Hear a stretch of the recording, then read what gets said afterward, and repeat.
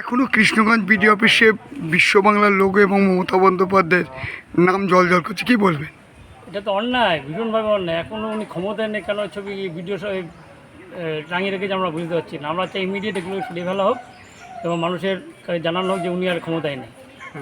বলছি এই যে বিশ্ব বাংলার লোগো তো ব্যান্ড হয়ে গিয়েছে, তা সত্ত্বেও এখনও জলজল করছে সব জায়গায়। তাই তো বললাম, বিশ্ব বাংলার লোগো কবে, উনিই নেই তো বিশ্ব বাংলার লোগো কোথায়? ওনাকে যেমন সরিয়ে ফেলা হয়েছে ওগুলো সরিয়ে ফেলা উচিত, ইমিডিয়েট বিষয়গুলো দেখা উচিত যাতে তাড়াতাড়ি সরানো যায়। ওকে, আপনার নাম? আমার নাম মানস কুমার দত্ত।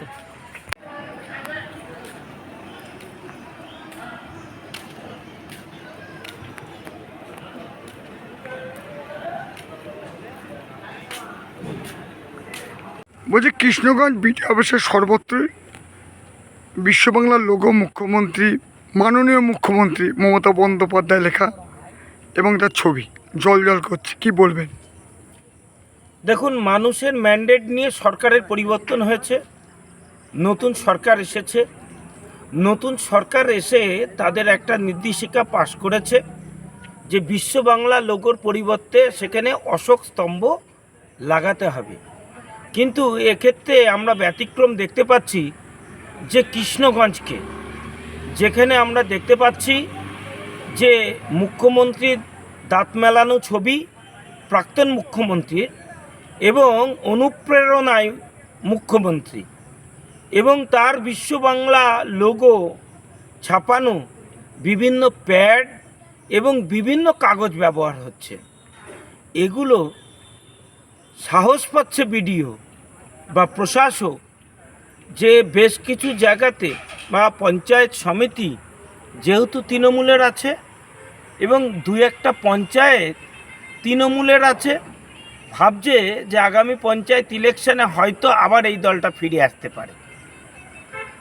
তাই সেই আশকারায় গভর্নমেন্ট নির্দেশিকাকে অমান্য করে তিনি এই কাজগুলো ক্রমাগত করে চলেছেন।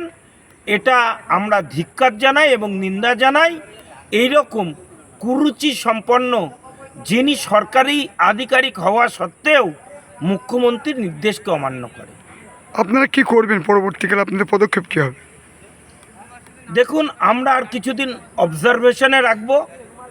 যদি আমরা দেখি যে পুনরায় এই রকম বিশ্ব বাংলা লোগো এবং অনুপ্রেরণায় মুখ্যমন্ত্রী, প্রাক্তন মুখ্যমন্ত্রী এবং বর্তমান মুখ্যমন্ত্রীর যে নির্দেশ বা গভর্নমেন্ট অর্ডার বা জিও, সেগুলোকে ভায়োলেট করে এই কাজগুলো ক্রমান্বয়ে করে চলেছে, তাহলে এই প্রশাসকের বিরুদ্ধে তিনিও আইনের ঊর্ধ্বে নন। তাই তাকে স্মরণ করিয়ে দিতে চাই, তার এগেনস্টে প্রশাসনিক যা যা অ্যাকশান নেয়ার সেই অ্যাকশানগুলো নেব। আমাদের এই সরকার দুর্নীতির বিরুদ্ধে জিরো টলারেন্সকেই বিশ্বাস করে। আপনার নাম? অমিত প্রামাণিক, নদিয়া জেলার মুখপাত্র, ভারতীয় জনতা পার্টি।